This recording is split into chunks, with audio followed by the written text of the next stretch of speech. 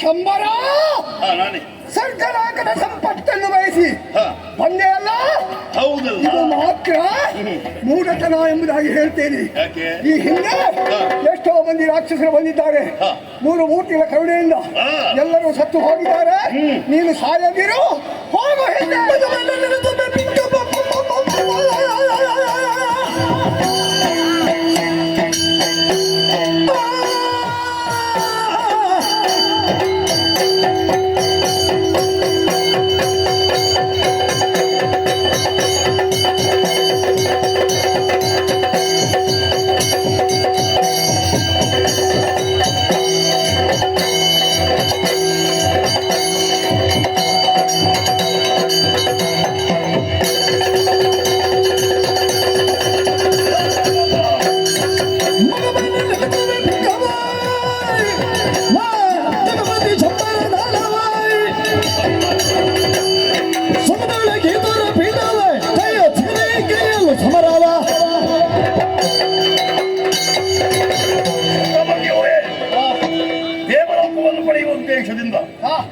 ನಾನು ಭೂಮಿಯಿಂದ ಮೇಲೆ ಹೇಳಿ ಬಂದಿದ್ದೇನೆ. ಯಾಕೆ ಹೇಳಿ ಬಂದದ್ದು? ಈ ದೇವಲೋಕದ ಆಶೆಯಿಂದಾಗಿ ಬಿಟ್ಟು ಕೊಡುವುದಿಲ್ಲ ಎಂಬ ಅಹಂಕಾರದ ಮಾತುಗಳನ್ನು ಆಡ್ತಾ ಇದೆಯಲ್ಲ. ಹಿಂದೆ ಬಂದ ರಕ್ಕಸರಂತೆ ನಾವಲ್ಲ, ನಮ್ಮ ವಿಶೇಷತೆಯೇ ಬೇರೆ. ಬಿಟ್ಟು ಕೊಡದಿದ್ರೆ ಓಡಿಸ್ತಾರೆ.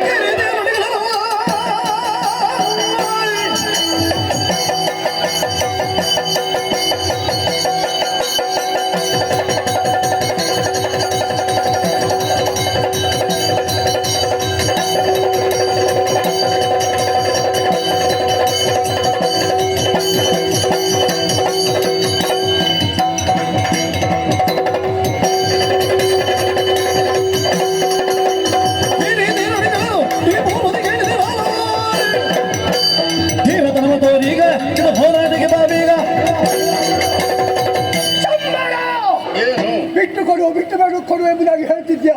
ಬಿಟ್ಟು ಕೊಡುವುದಕ್ಕೆ ನಾನು ಅಷ್ಟು ಕಷ್ಟಪಟ್ಟು ಸ್ವರ್ಗಲೋಕದ ಅಧಿಕಾರವನ್ನು ಪಡೆದಿದ್ದೇನೆ. ಹೌದು, ನಿನ್ನ ತಲೆಗೆ ಪಡೆದು ಸ್ವರ್ಗ ಸ್ವಾಧೀನ ಮಾಡಿಕೊಳ್ತೇನೆ.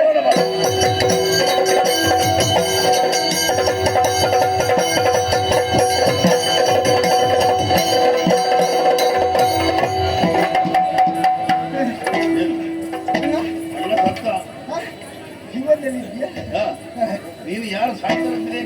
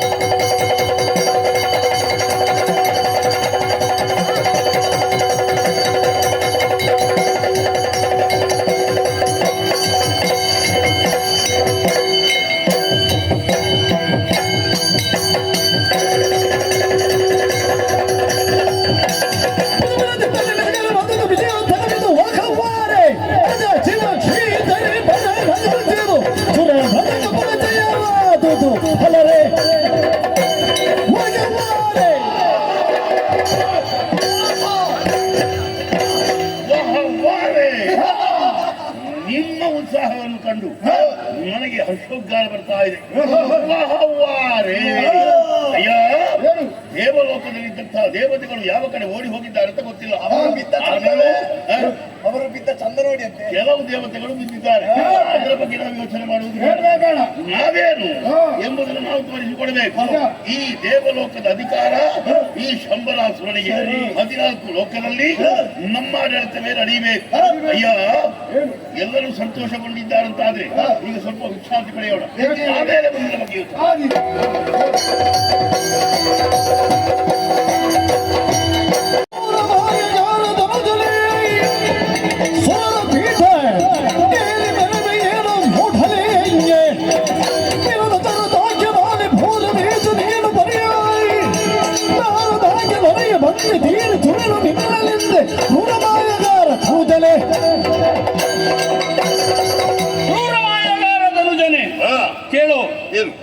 ಬಿಟ್ಟು ಸ್ವರ್ಗವನ್ನು ಏರಿದ್ದೀಯಾ? ಇಂದ್ರಾದಿ ದೇವತೆಗಳನ್ನು ಬಡಿದೋಡಿಸಿದಿ, ಸ್ವರ್ಗ ಪೀಠವನ್ನು ನೀನು ಅಲಂಕರಿಸಿಕೊಂಡಿದ್ದಿ. ಹೌದಾ? ಇದು ತಪ್ಪು. ಯಾರು ಹೇಳುದು? ನಾನು ಹೇಳುವುದು. ಯಾಕೆ ನೀನು ಮಾಡಬಾರದು. ಯಾಕೆ ಮಾಡಬಾರದು? ಎಲ್ಲಿ ಯಾರು ಇರಬೇಕೋ ಅಲ್ಲಿ ಅವರಿದ್ರೆ ಚಂದ. ನೀನು ಅದಕ್ಕೆ ಬಂದದ್ದು ಇಲ್ಲಿಗೆ? ಹೌದು, ನಾನಾಗಿ ಬಂದದ್ದಲ್ಲ. ನಾರದ ಮಹರ್ಷಿಗಳು ಗಳಿಸಿಕೊಟ್ಟದ್ದು. ನಾನು ಸಾಮಾನ್ಯ ಅಂತ ಭಾವಿಸಬೇಡ. ಸಾಕೇತ ಸಾರ್ವಭೌಮ.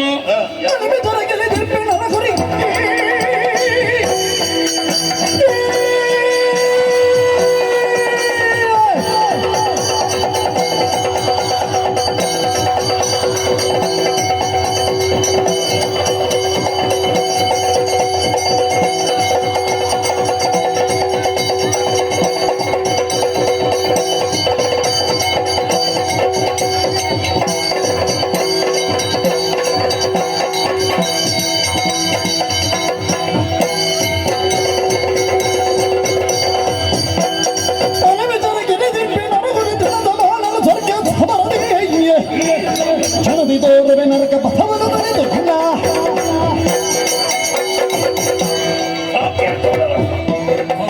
ಚಕ್ರವರ್ತಿನಿ ನೇಮಿ, ಏನು ನಿನ್ನ ವಿಷಯ ನಮಗೆ ಚೆನ್ನಾಗಿ ಗೊತ್ತು.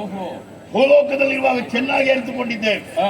ಆದರೆ ನಾರದ ಆಡಿದಂತಹ ಮಾತನ್ನು ಕೇಳಿ ಇಲ್ಲಿಗೆ ಬಂದಿದ್ಯಲ್ಲ, ಹೌದು, ಅದು ತಪ್ಪು. ಯಾಕೆ ತಪ್ಪು? ಕಿವಿ ಹಿತ್ತಾಳೆ ಯಾವಾಗಲೂ ಆಗಬಾರ್ದು, ಗೊತ್ತಾಯ್ತಲ್ಲ? ಕಿವಿ ಹಿತ್ತಾಳೆ ಆದ್ರೆ ಏನಾಗುತ್ತದೆ? ಒಂದಲ್ಲ ಒಂದು ಕಾಲಕ್ಕೆ ಮುರಿದು ಬಿಡ್ತಾರೆ.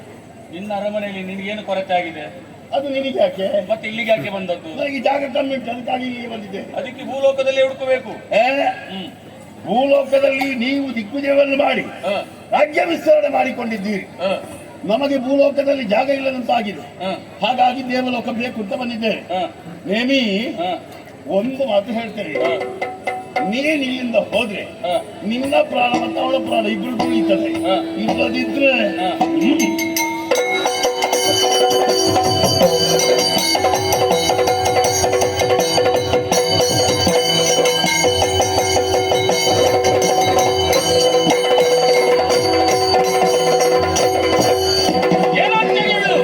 ಶಂಬರದಲ್ಲಿ ಕಾಳಗವನ್ನು ಮಾಡುತ್ತಿದ್ದಂತೆ ರಥವನ್ನು ಮುನ್ನಡೆಸುತ್ತಿದ್ದಂತ ನಮ್ಮ ಸಾರಥಿಯನ್ನು ಕೊಂದೇ ಬಿಟ್ಟರು.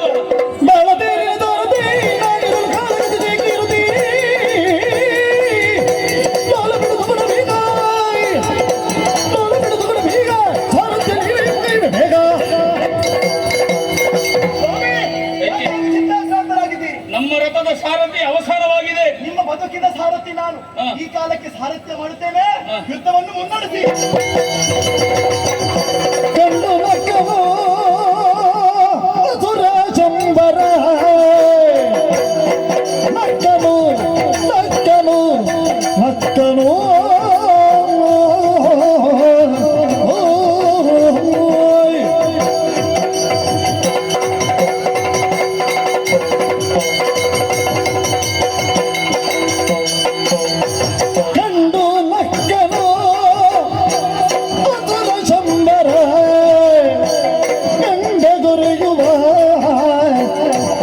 ಆಡಂಬರ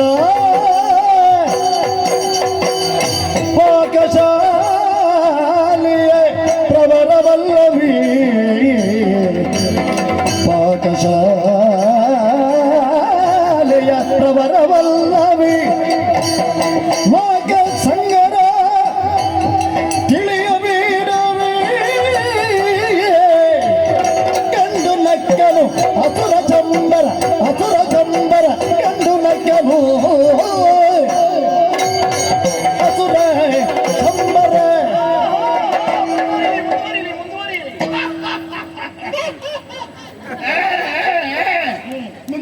ಮುಂದೇಲಿ ಎಲ್ಲಿಗೆ ನಿನ್ನ ಅಪ್ಪನ ಮನೆಗೆ ಮುಂದುವರಿ. ಏನೋ ಏನಂತ ಭಾವಿಸಿಕೊಂಡೆಯೋ? ಸಾರಥಿ ಸತ್ತ ಕ್ಷಣವೇ ಕೋಳಿಕೊಂಡು ಪುಸ್ತಕ ಕೂತಿಯಲ್ಲ, ಹೇಗೆ ಪುಸ್ತಕ ಅಂತ ನಾನು ಕಣ್ಣಾರೆ ಕಂಡಿದ್ದೇನೆ. ಕೂತ್ಕೊಳ್ಳಿ ಅಂತ ನೀನು ಹೇಳಿದ್ರೆ ನಾನು ಕೇಳಬೇಕಲ್ಲ. ಒಂದು ಕೈಯಲ್ಲಿ ಕುದುರೆಯ ವಾಜೆ, ಮತ್ತೊಂದು ಕೈಯಲ್ಲಿ ಚಾವಟಿ. ಎಲ್ಲಿಗೆ ಏನಂತ ಭಾವಿಸಿದ್ದು ನೀನು? ಏನು ಸಾರಥಿತನ? ಅದು ಯಾರು ಮಾಡಬೇಕಾದ್ದು? ಯಾರು? ನಿನ್ನಂತಹ ಹೆಣ್ಣಲ್ಲ, ಮತ್ತೆ ವೀರರು ಶೂರರಾದಂತಹ ಗಂಡು ಮಾಡಬೇಕಾದಂತಹ ಕೆಲಸ. ಆ ಗಂಡಿಗೆ ಯಾವುದೆಲ್ಲ ಗುಣಗಳು ಬೇಕು ಗೊತ್ತಾ? ಯಾವುದು? ಸೂಕ್ಷ್ಮಮತಿ ಇರಬೇಕು. ಸರಿ. ರಣಭೂಮಿಯಲ್ಲಿ ಹಾ.